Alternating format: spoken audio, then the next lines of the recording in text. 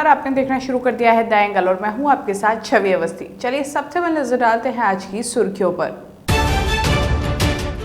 जम्मू कश्मीर के लिए 1350 करोड़ रुपए के आर्थिक पैकेज का ऐलान। 1 साल तक बिजली पानी बिल में 50% की छूट। प्रक्रियाधीन भर्तियों को लेकर मुख्यमंत्री अशोक गहलोत ने ली विभागवार बैठक। कहा, यूपीएससी की तर्ज पर आरपीएससी भी कराए समयबद्ध परीक्षा। भाजपा प्रदेश अध्यक्ष डॉक्टर सतीश पूनिया ने कोरोना संक्रमित होने के बाद अपने अनुभव किए साझा। कार्यकर्ताओं और आमजनों के सवालों के दिए जवाब। राजस्थान हाईकोर्ट ने कोटपुतली फ्लाईओवर के नीचे दुकानों के निर्माण पर लगाई रोक। केंद्र राज्य सरकार सहित एनएचएआई से मांगा जवाब। राष्ट्रपति रामनाथ कोविंद ने राष्ट्रीय शिक्षा नीति पर राष्ट्र को संबोधित किया। उन्होंने कहा कि एनईपी का उद्देश्य 21वीं सदी की जरूरतों को पूरा करने की दिशा में हमारी शैक्षिक प्रणाली को पुनर्जीवित करना है। ये सभी को गुणवत्तापूर्ण शिक्षा प्रदान करने के साथ न्याय संगत और जीवन ज्ञान समाज विकसित करने की दृष्टि से निर्धारित करता है। ये जुड़ाव और उत्कृष्टता के दोहरे उद्देश्यों को प्राप्त करता है। राष्ट्रपति ने कहा कि एनईपी अंक या ग्रेड के लिए रट्टा मारने को हतोत्साहित करना चाहता है। ये महत्वपूर्ण सोच और जांच की भावना को प्रोत्साहित करना चाहता है। उन्होंने कहा कि एनईपी के प्रभावी क्रियान्वयन से भारत के गौरव को सीखने के एक महान केंद्र के रूप में पुनर्स्थापित करने की संभावना है। जम्मू कश्मीर के उपराज्यपाल मनोज सिन्हा ने केंद्र शासित प्रदेश के लिए एक आर्थिक पैकेज की घोषणा की है। कोरोना वायरस लॉकडाउन की वजह से परेशान व्यापारियों और छोटे कारोबारियों के लिए 1350 करोड़ रुपए का पैकेज दिया गया है। आम लोगों की राहत देने के लिए 1 साल तक बिजली पानी बिल में 50% छूट का ऐलान किया गया है। मार्च 2021 तक स्टाम्प ड्यूटी से छूट दे दी गई है। उपराज्यपाल ने इन राहतों का ऐलान करते हुए कहा कि ये पैकेज केंद्र की ओर से घोषित आत्मनिर्भर पैकेज से अलग है। एलजी ने कहा कि हर कारोबारी को इस वित्त वर्ष में अगले 6 महीने तक लोन पर ब्याज में 5% की छूट दी जाएगी। उन्होंने कहा कि ये बड़ी राहत है, इससे रोजगार सृजन में मदद मिलेगी। जम्मू कश्मीर के राजौरी में पुलिस और सेना को संयुक्त कार्रवाई के दौरान एक बड़ी सफलता हासिल हुई है। सुरक्षा बलों ने 3 संदिग्ध आतंकवादियों को गिरफ्तार कर उनके पास से हथियार, गोला बारूद और नकदी बरामद किए हैं। जानकारी के अनुसार पुलिस और सेना को सूचना मिली थी कि शहर के गुर्दनवाला इलाके में 3 संदिग्ध घूम रहे हैं। सूचना मिलते ही पुलिस और सेना ने ज्वाइंट सर्च ऑपरेशन शुरू किया और नाकाबंदी कर तलाश शुरू कर दी। सेना और पुलिस ने इन 3 संदिग्ध आतंकवादियों को एक ठिकाने से गिरफ्तार किया। तीनों आतंकी कश्मीर घाटी के पुलवामा और शोपिया के रहने वाले बताए जा रहे हैं। कांग्रेस की यूपी प्रभारी प्रियंका गांधी वाड्रा ने योगी सरकार पर निशाना साधा है। उन्होंने 12,460 शिक्षक भर्ती में अभ्यर्थियों की तत्काल नियुक्ति किए जाने के लिए मुख्यमंत्री योगी आदित्यनाथ को पत्र लिखा।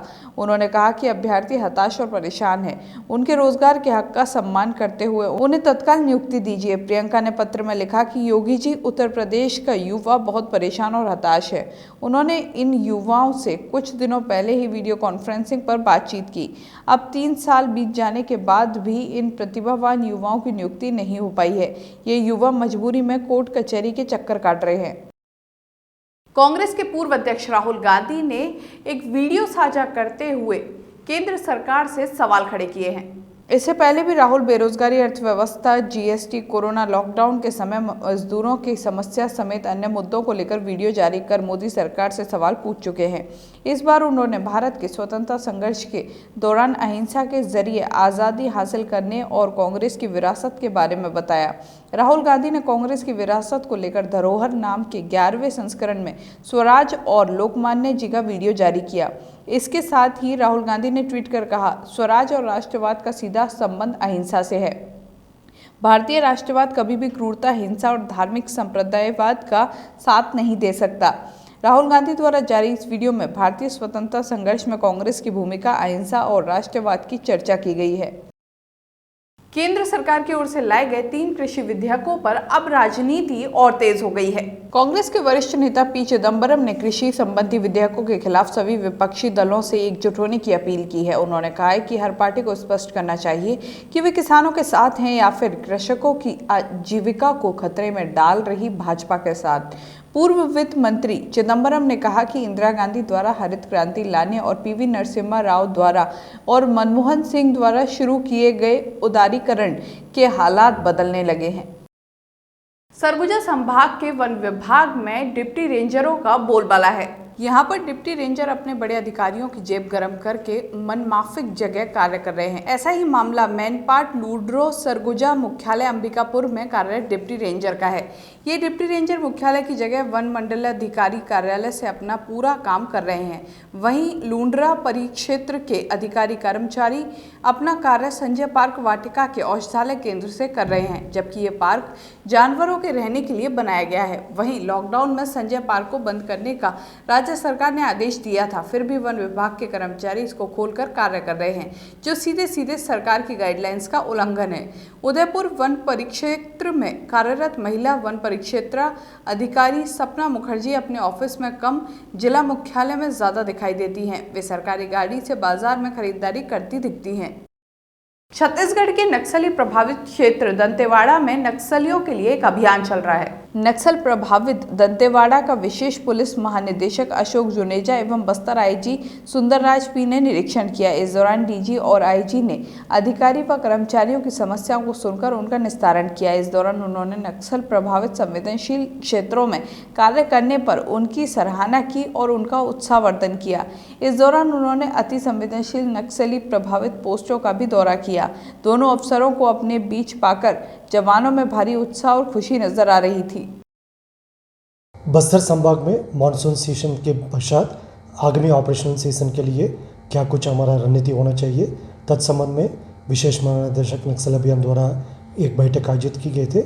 उस बैठक के पश्चात सुकमा एवं दंतेवाड़ा के सीमावर्ती कोंटासावली, अरनपुर इत्यादि जगह में साथ साथ पल्ली बारसूर मार्ग के विभिन्न जो सुरक्षा कैंप है उसमें भी भ्रमण करके उधर का हमारा तैनात डीआरजी, एसटीएफ, कोबरा, सीआरपीएफ एवं अन्य जो ऑपरेशन टीम्स के साथ वरिष्ठ अधिकारी द्वारा रूबरू की गए थे और उनके फीडबैक प्राप्त करके आगे में हमारा जो ऑपरेशन प्लान का तय करने के दिशा में काम किए गए थे और कैंप में जवानों से बातचीत करके उनके मनोबल को बढ़ाने के लिए और अन्य जो भी ऑपरेशन संबंधी जानकारी प्राप्त करने की दिशा में ये भ्रमण आयोजित किए गए थे।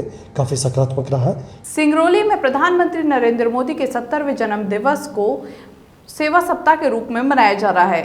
प्रधानमंत्री के जन्मदिन के अवसर पर भाजपा कार्यकर्ताओं ने दिव्यांगों को उपकरण बांटे। भाजपा जिला अध्यक्ष वीरेंद्र गोयल के नेतृत्व में दिव्यांगों को ट्राईसाइकिल कान की मशीन बांटे गए। उपकरणों को पाकर दिव्यांगों के चेहरे पर खुशी की लहर दौड़ गई। भाजपा कार्यकर्ताओं ने पीएम के जन्मदिन के अवसर पर मनाए जा रहे सेवा सप्ताह के तहत हॉस्पिटल में मरीजों को फल भी वितरित किए। फल वितरित कार्यक्रम में विक्रम सिंह चंदेल भाजपा मंडल अध्यक्ष बैडन, ध्रुवेंद्र नाथ चतुर्वेदी और विनोद चौबे युवा मोर्चा जिलाध्यक्ष सहित बड़ी संख्या में भाजपा कार्यकर्ता मौजूद रहे। भारतीय जनता पार्टी जिला सिंगरौली के द्वारा 14 सितंबर से 20 सितंबर तक अपने माननीय देश के यशस्वी प्रधानमंत्री नरेंद्र मोदी जी के जन्मदिवस के अवसर पर जो पिछले दिनों स्वच्छता अभियान, एकल प्लास्टिक का उपयोग न करने का संकल्प दिलाने का कार्य, आपके रक्तदान शिविर और जो कोरोना से इन्फेक्टेड व्यक्ति हुए थे उनके प्लाज्मा डोनेशन का सहमति पत्र का अभियान चलाया गया था। उसी कार्यक्रम के तहत कल हमने भाजपा जिला कार्यालय में 70 लोगों का रक्तदान कराया था और इस जिले में यह संदेश और जागरूकता पैदा की थी कि लोगों को रक्तदान करना चाहिए, क्योंकि इसकी वजह से कई ऐसे लोग जो कि रक्त को न पा पाने की वजह से उनकी जानें चली जाती हैं। उसमें भारतीय जनता पार्टी ने यह पहल करके एक सार्थक कदम उठाने का प्रयास किया। प्रदेश नेतृत्व के आह्वान पर और आदरणीय जिला अध्यक्ष श्री वीरेंद्र गोयल जी के निर्देश पर सेवा सप्ताह का कार्यक्रम 14 सितंबर से 20 सितंबर के बीच में मनाया गया। आदरणीय प्रधानमंत्री नरेंद्र मोदी जी का जन्मदिन 17 सितंबर को था। इसके उपलक्ष्य में सेवा सप्ताह का कार्यक्रम पार्टी द्वारा तय किया गया। इस सेवा सप्ताह के अंतर्गत 14 और 15 तारीख को स्वच्छता अभियान का कार्यक्रम रखा गया। 16 तारीख को रक्तदान का कार्यक्रम युवा मोर्चा के 17 और 16 को रक्तदान का कार्यक्रम युवा मोर्चा के द्वारा पार्टी कार्यालय में रखा गया था। 17 तारीख को फल वितरण का कार्यक्रम देवसर हॉस्पिटल में फल का वितरण किया गया। प्रदेश नेतृत्व के आह्वान पर जिला अध्यक्ष वीरेंद्र गोयल जी के निर्देश पर हम सब भारतीय जनता पार्टी मंडल बैठन के लोग नरेंद्र मोदी जी के 70वें जन्मदिवस के अवसर पर सेवा सप्ताह के रूप में उनका जन्मदिन मना रहे हैं। 14 तारीख से 20 तारीख तक। 14 तारीख को हमने स्वच्छता अभियान किया था, 14 और 15। 16 तारीख को हमने मास्क सैनिटाइजर वितरण किया और 17 तारीख को कल जिस दिन उनका जन्मदिन था उस दिन युवा मोर्चा के द्वारा कैंप लगा करके कार्यालय में रक्तदान किया गया और भारतीय जनता पार्टी मंडल गढ़न के द्वारा ट्रामा सेंटर में मरीजों को फल वितरण किया गया। राजस्थान के मुख्यमंत्री अशोक गहलोत ने रिक्त पड़ी भर्तियों को लेकर विभागवार आज बैठक ली। लगभग 2.25 घंटे चली बैठक में मुख्यमंत्री ने अधिकारियों को भर्तियों में आ रही समस्याओं का जल्द से जल्द समाधान करने के निर्देश दिए। सीएमआर में हुई इस बैठक में लंबित भर्तियों, रिक्त पदों और आगामी भर्तियों को लेकर मुख्यमंत्री ने अधिकारियों की बैठक ली। इस समीक्षा बैठक में कई विभागों के अधिकारियों के साथ सीएस राजीव स्वरूप और रोले सिंह मौजूद रहे। बैठक में संविदा कर्मियों को लेकर भी चर्चा हुई। बैठक में आने वाले समय में होने वाली भर्तियों पर भी चर्चा की गई। लंबित भर्तियों को लेकर सीएम ने अधिकारियों को कारणों और उनकी जांच कर शीघ्र ही उनका समाधान करने के निर्देश दिए। भाजपा प्रदेश अध्यक्ष सतीश पूनिया कई दिनों से होम आइसोलेशन पर हैं। आज उन्होंने ट्विटर पर अपने होम आइसोलेशन के अनुभव साझा किए। ट्विटर पर उन्होंने कहा कि व्यक्ति की इच्छा शक्ति हर मुश्किल से मुश्किल और बड़ी से बड़ी बीमारी का समाधान है। मजबूत इच्छा शक्ति की वजह से ही मैं इस वैश्विक बीमारी से जीत पा रहा हूं। ये कहना है प्रदेश भाजपा अध्यक्ष डॉक्टर सतीश पूनिया का। कोविड-19 से मेरे संघर्ष विषय पर ट्विटर लाइव के माध्यम से पूनिया ने कोरोना संक्रमित होने के बाद स्वयं के अनुभव साझा किए। इस दौरान उन्होंने भाजपा कार्यकर्ताओं और आमजन के सवालों के जवाब भी दिए। पूनिया ने बताया कि आइसोलेशन के दौरान उन्होंने संगीत सुनने के लिए अलग से समय निकाला। पूनिया ने बताया कि वे स्वास्थ्य लाभ लेने के दौरान पार्टी गतिविधियों से लगातार वर्चुअल माध्यम से जुड़े रहे। इससे उन्हें संक्रमण के कारण अलग होने का एहसास कभी नहीं हुआ। गौरतलब है कि डॉक्टर सतीश पूनिया बीते 4 सितंबर को कोरोना संक्रमित पाए गए थे।